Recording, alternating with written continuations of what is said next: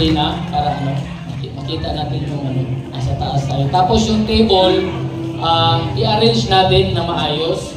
So I would like to request everybody na yung mga upuan natin within 3 minutes, kaya man siguro natin, no? 3 minuto, i-set up natin ang pinaka-excellent na order. Tingnan yung mga table. Tapos yung mga pagkain natin, pagtakman yun, buffet na lang, mga kababayan. Tapos i-set up talaga natin sabay-sabay mamaya.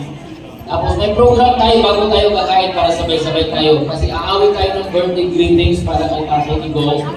So yun. So within 3 minutes mga kababayan, ano muna natin yung upuan natin.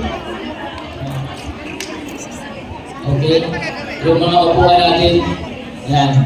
So yung mga tables, tulungan natin mga kababayan. Mga lalaki, mga babae. Happy birthday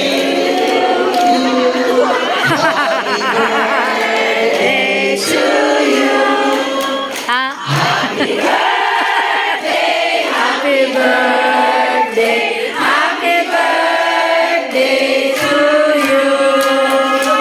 Happy birthday to you. Happy birthday to you.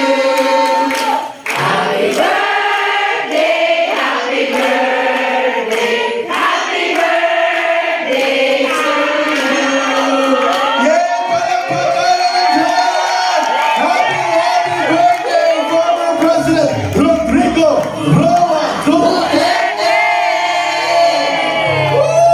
Alright, so habang pwede tayo makipo mga kababayan, so habang po nag-start na tayo magsalo-salo mga kababayan, mapapakinggan po natin ang birthday message ni Pastor Apollo Sinimuloy, ang kanya pong matalik na kaibigan mga kababayan.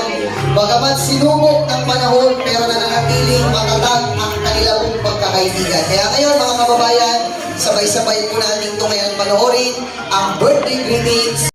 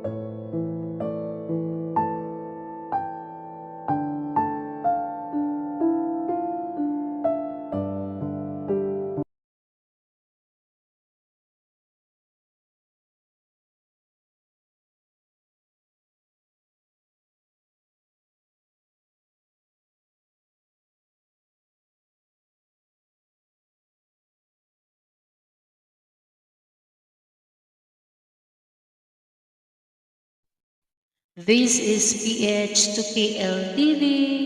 Thank you for watching. Be safe.